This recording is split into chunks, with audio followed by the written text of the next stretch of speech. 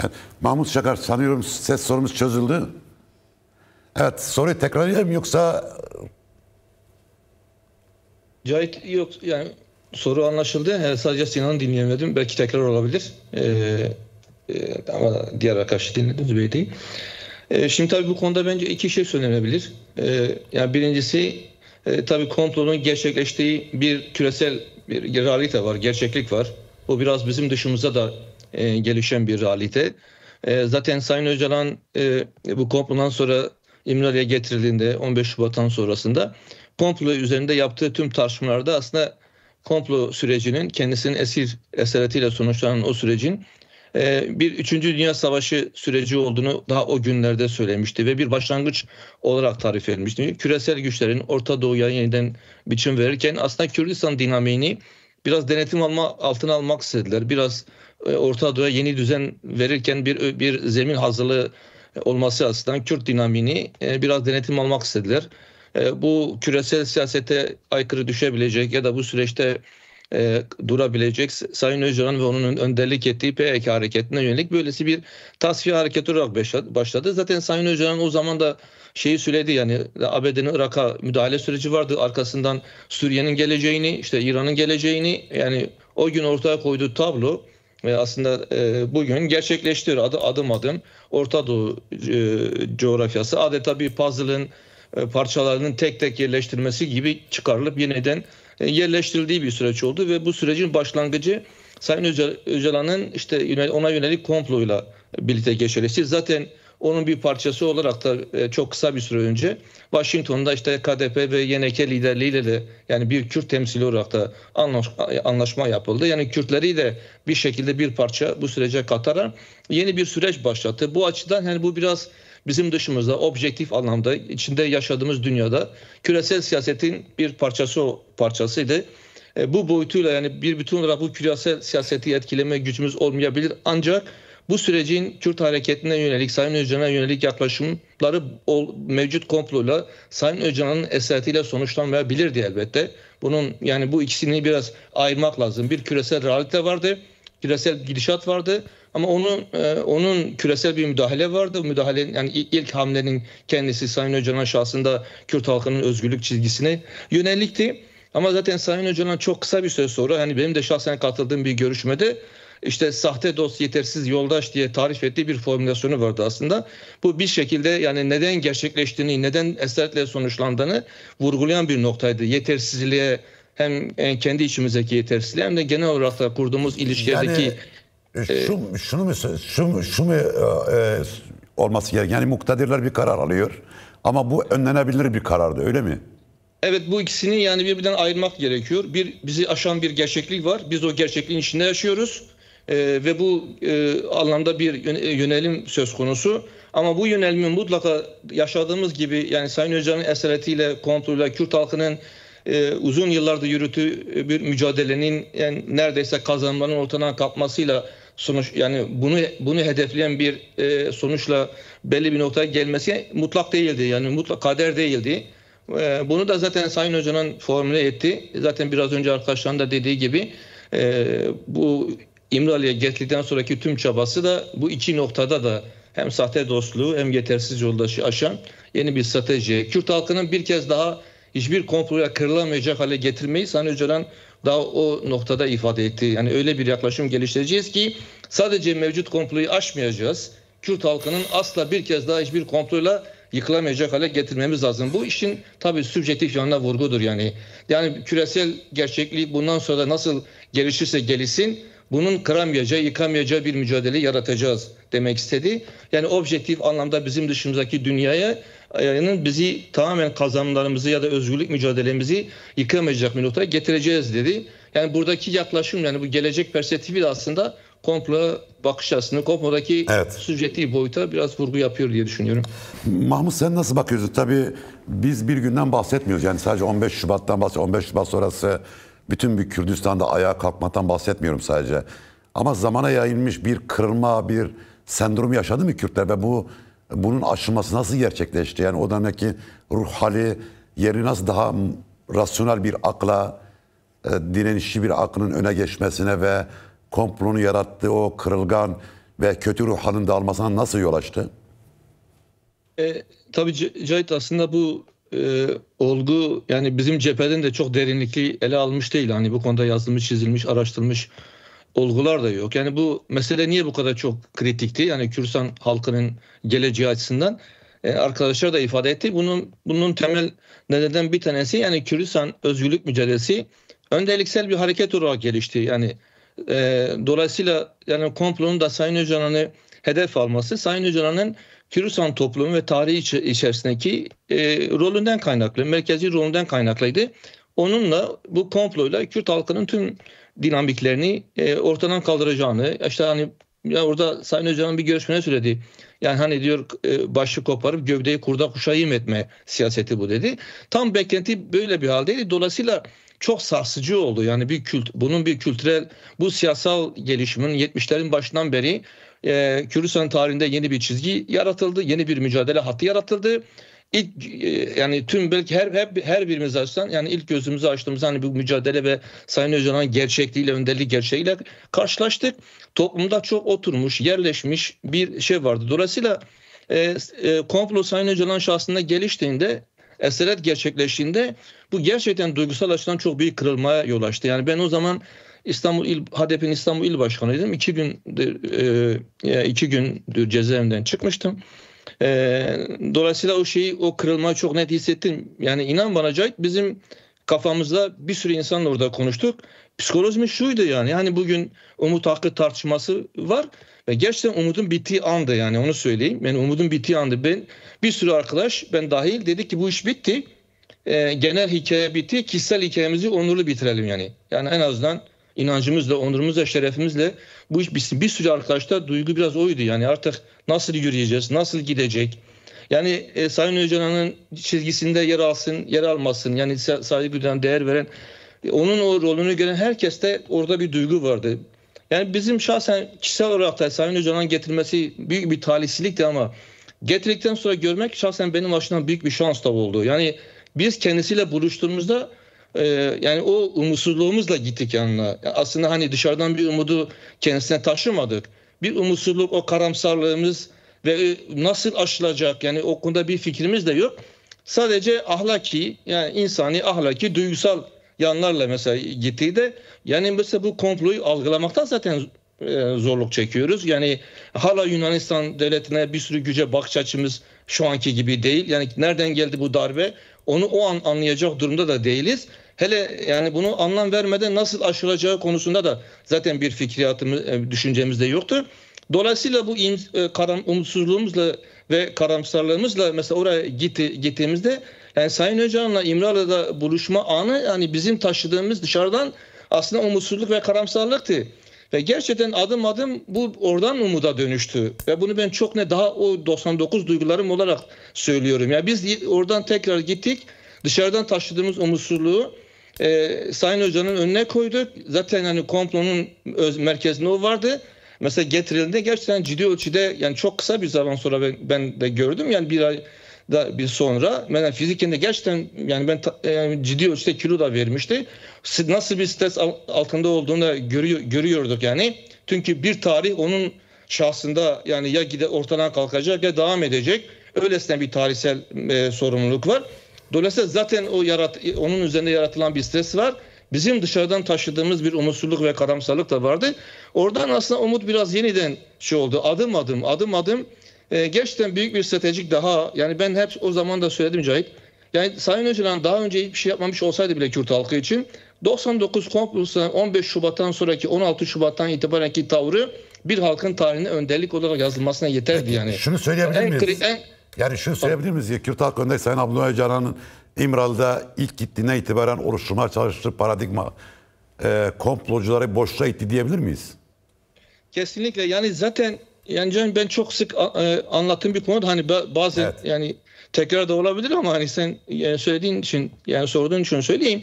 Mesela benim hani topluma da çok sık anlattığım bir olgu var. Yani gerçekten şaşırdığım bir olgu. Sayın Öcalan yaklaşımını anlamak için söylüyorum.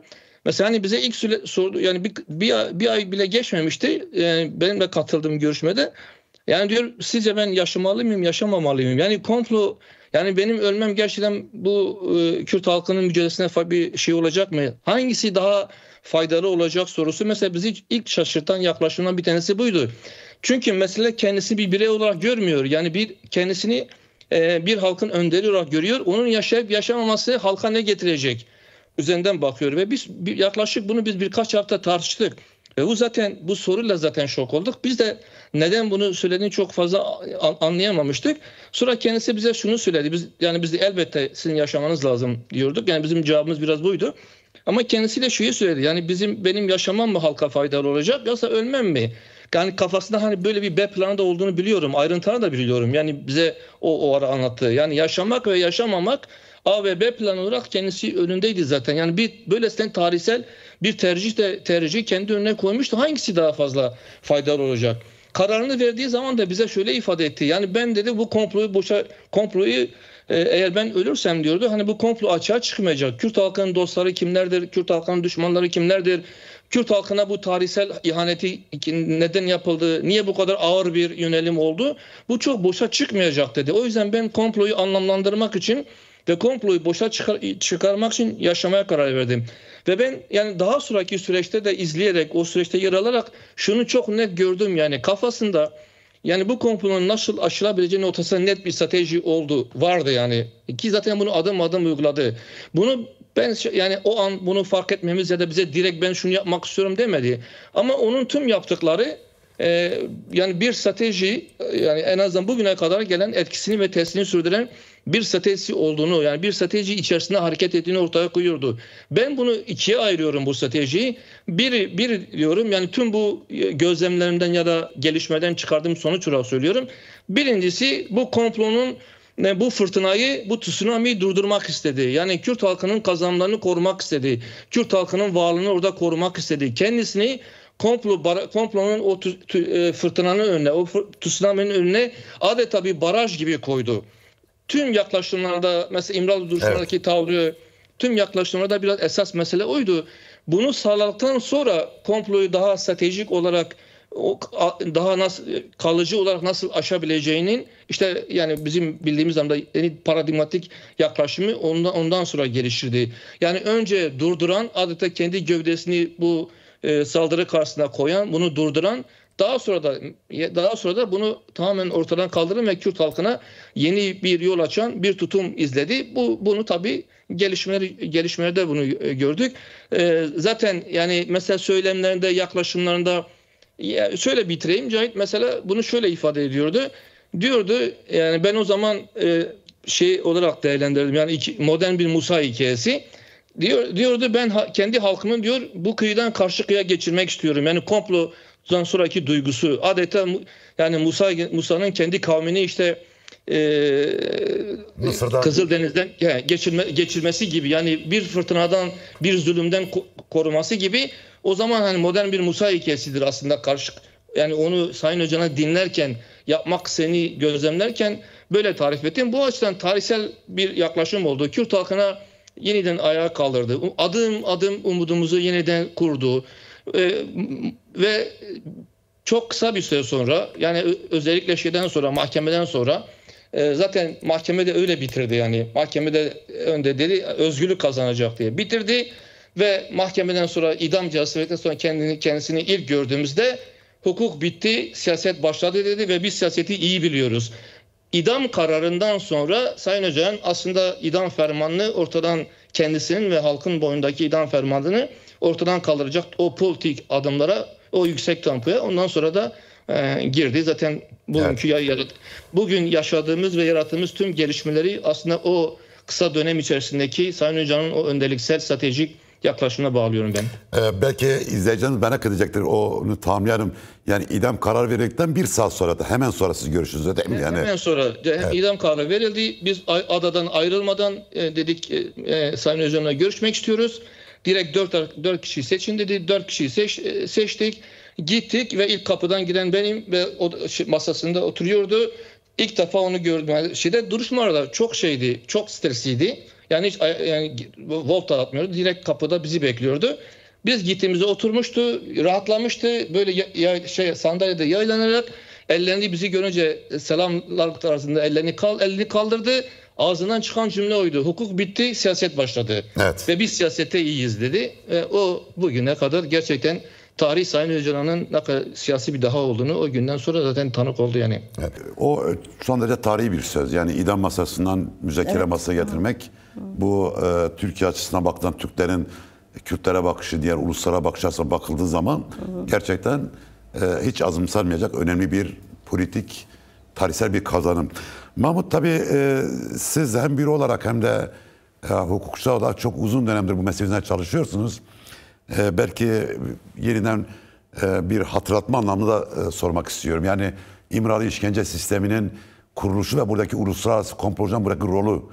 Yani çok böyle göz ardı edildi bu mesele. Sanki İmralı sanki Türkiye kurdu ve de Türk devleti kurmuş gibi bir fikriyat da vardı insanın kafasında. Yani gerçekten burada Amerika Birleşik Devletleri'nin, diğer uluslararası güçlerin buradaki rolü nedir? Yani İmra'daki bu sistem, yani daha doğrusu ilk günden Sayın Öcalan'ın İmra'da götürülmesinin nedeni nedir? Yani neden oraya götürüldü? Neden başka bir yere götürülmedi? Cahit, yani Sayın Öcalan'la ilgili hiçbir mesele yani sadece Türkiye ile ilgili değil yani. Komplo değilse yani İmralı sistemi de değil. Kaldı ki bizim komployla İmralı sistemini iç içe algılamamız lazım. Yani onun bir parçası, onun bir sonucu ve bir devamı olarak görmek lazım. Nasıl uluslararası komplonun yani küresel bir şey varsa, bir bağlamı varsa, yani arkasında bir küresel irade güç varsa, İmralı da hani bu küresel gücün aslında onun kararıyla uygulandı zaten. Yani Türkiye, Sayın Öcalan da görüşmede demişti. Yani hatta bir görüşmede ben hatırlıyorum. Elini gardiyanlara göstererek bunların bir suçu yok dedi. Bunların bir şeyi yok. Yani benim durumun nedeni yani uluslararası güçlerdir, komploculardır. Yani Türkiye'yi aşan bir, yani Türkiye sadece gardiyanlık yapıyor bana diyordu. Yani bu bağlamda biraz ele alıyordu. Zaten daha avukatlar kendisine ulaşmadan ilk ulaştığında Sayın Öcalan da ifade etti. Yani bir Avrupa Konseyi'nden bir delegasyon geldi ve burayı gördü, onay verdi. Yani bir sonuçta uluslararası kurumlar da gitti, şahsiyetler de gitti. Yani biz ulaşmadan yani bazı uluslararası heyetler yani İmralı'da Sayın Öcalan'ın kaldığı yeri görüp aslında biraz onayladılar da. Dolayısıyla bir çizgi olarak bizim görmemiz lazım. Belki İmralı tercihi devletin tercihi olabilir. Yani ya bir ada tercihi zaten bence önemli. Adanın seçilmiş olması zaten yani özel bir sistem inşası açısından gerekiyor. Zaten etrafını 5 mil yasak bölge, askeri yasak bölge ilan ettiler. Dolayısıyla zaten bir adanın seçiliyor olması niyeti baştan ifade ediyor. Zaten bu peki Mahmut, bu adada yani Sayın Öcalan'ın esir tuttuğu adada yani 99'dan itibaren, ilk günden itibaren kaç yüz kişi görev yapıyordu? Ne kadar işte gardiyanın, polisi, askeri, ne bileyim hava ve deniz kuvvetleri ve orada ne kadar bir güç bulundurdu Türk devleti? Yani genel yaklaşım yani bu çok zaten yani bizim tam bir sayı biliyor ama 900 civarında olduğu söyleniyordu. Sivil yoktu zaten. Yani daha ayın 5'ine itibaren, 5 Şubat'tan itibaren bu adım adım İmralı hazırlandı zaten. Oradaki eski açık yarı cezaeviydi. Onlar boşaltıldı. İmralı tercihi de biliyorsun yani Adnan Menderes ve 2 arkadaşının idam edildiği yerde ve belli bir süre cenazeleri de orada kaldı. Sonra götürüldü başka yere. Dolayısıyla hani o sembolizmi de var yani idamın gerçekleştiği bir yer. Zaten hani Sayın Öcalan'a yönelik düşünen yaklaşım da öyle. Yani Türk devletinin sembolizm merakını biliyoruz yani seviyor yani. Dolayısıyla İmralı bir ada tercihi, o adanın İmralı olması aslında bir şekilde yani aslında Sayın Öcalan'a yönelik bir ölümü, yani idam olmasa bile zamana yayılmış bir ölümü Türk devlet aklının biçtiğini ortaya koyuyor. Zaten biliyorsunuz temel noktalardan bir tanesi de Cahit, orası zaten idari olarak da direkt Milli Güvenlik Kurulu'na bağlıydı. Evet. Milli Güvenlik Kurulu sekreteri adadan İmralı sisteminden sorumlu kişiydi. Zaten biliyorsun 2002'de mi 2003'te o zaman Tuncer Kılıç'tı. Belçika'da elçilikte yaptığı bir açıklama yani o sanırım cemaatçiye sızdırmıştı. Orada bir soru üzerine şeyi söylüyor. Diyor ki biz zaten istesek yani öldürmek rahattı yani diyordu. Biz onu her gün öyle bir ortam var ki her gün diyor adım adım parça parça ölüyordu. Yani o kadar ağır bir işkence sistemi içerisinde tutmaları aslında hani bu komplonun da bir parçası olarak da gerçekleşti. Yani bu sistemi de biraz kesinlikle hukukla bir izahı yok. Elbette biz hukukçu olduğumuz için meselenin hukuk boyutuyla ilgileniyoruz ama bu sistemin kendisini hukuku yapmıyor yani. Yani zaman zaman avukatların gitmesi, işte hukuki süreçte iç hukukta ve uluslararası hukukta çalışma yürütüyor olmamız o sistemin bir sistem olmadığını ortaya koyuyor. İmralı'ya ilişkin özellikle hani söylemek istediğim temel nokta, ben biraz onu aslında kolonyal bir akılla inşa edilmiş bir sistem olarak da görüyorum. Çünkü genel Kürdistan üzerindeki sistemde de bu var. Yani mesela kolonyalizmin farklarından bir tanesi de bu. Yani kolonize ettiği topluma mesela idari ve yani özel bir idari rejimle yaklaşır. Özel bir hukuk sistemiyle yaklaşır ya da hukuksuzlukla yaşar. O aradaki farkı koyar. Dolayısıyla nasıl Kürdistan halkının 100 yıllık hikayesi bir hukuksuzluk meselesi ise İmralı'da da aynı. Hukukun geçmediği, hukukun etki etmediği, iç hukukun bile etki etmediği bir alan olarak inşa edildi ve özel bir idari rejimle inşa edildi. Dışarıda Kürdistan halkına biçilen kolonyal rejim fikri neyse daha ağırı İmralı'da Sayın Öcalan üzerinde inşa edildi. Bu açıdan İmralı üzerinden aslında Kürdistan halkına yönelik bu kolonyal zihniyeti, yaklaşımı, idari ve hukuki mantığı oradan bile anlayabiliriz. Yani bu yani bazıları söylüyor ya Sayın Öcalan'a yönelik niye bu kadar çok İmralı sistemi üzerine duruyorsunuz? Çünkü Kürdistan halkına uygulanan rejimle İmralı'daki rejim çok iç içedir. Yani aynı sistemin iki ayrı parçasıdır. Kürdistan'a bakıp İmralı'yı anlayabiliriz. Evet. İmralı'ya bakıp Kürdistan üzerindeki kolonyal rejimi anlayabiliriz. Böyle bir iç içe geçmişlik var. Dolayısıyla İmralı rejimi ortadan kalkmadan Kürdistan halkının bir bence kazanımını yani Sayın Öcalan'ın özgürleşmesi ve İmralı rejiminin tasfiyesi olmadan da yani Kürdistan halkının demokratik ve eşitlikçi bir yaşama kavuşması da bana o açıdan zor geliyor yani. Evet. Tabii. Mahmut, sen nasıl bakıyorsun bu özgürlük hamlesi 2 yıl içerisinde ne tür sonuçlara yol açtı sence? Yani bu geçmiş yapılan tecride karşı yapılan eylemler, etkinliklerden farklı yanı nedir? Senin gözlemin nedir bu konuda?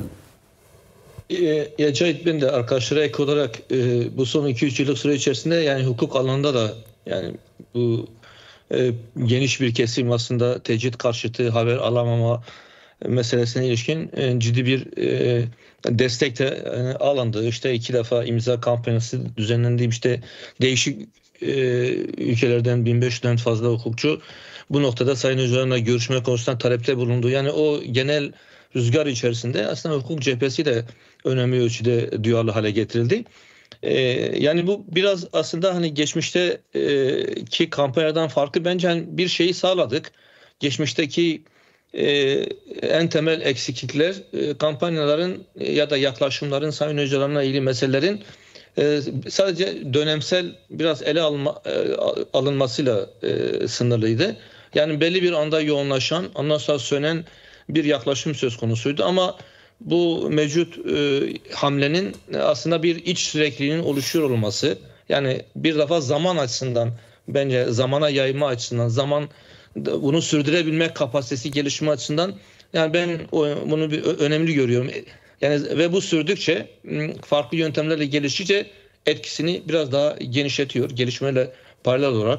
İkincisi yani biraz mekan açısından da yani çok daha önce katılmamış arkadaşların ifade ettiği daha geniş kesimleri de hem kategori olarak hem sosyal sınıf olarak hem kamuoyundaki etkileriyle de olan daha geniş bir kesimi hem yani istikrarlı, sürekli ve daha geniş kesimi ele alan bir yaklaşım, bir çizgi izleniyor olması bence yani biraz bu hamlenin temel başarısının arkasındaki temel yaklaşımlardan biri oldu.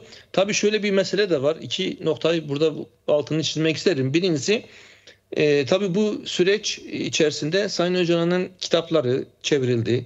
Yani onun düşüncesi, konferanslar yapıldı. Paradigması geniş bir kesime adım adım yayıldı. Yani bu böyle bir birikim yarattı. Bu hamle biraz bu birikim üzerine de oturdu. Yani adım adım Sayın Öcalan'ın düşünceleri, fikriyatı biraz yayıldığı için, yani bu birikim üzerine de oturduğu için bence etkili olmasının farklılıklardan temel yaklaşılan biridir. Ve ikinci olarak da şöyle bir şey düşünüyorum ben. Yani bizim gerçekliğimiz içerisinde her alanda olduğu gibi hamle, diplomasi, hukuk, her hangi alan düşünelim.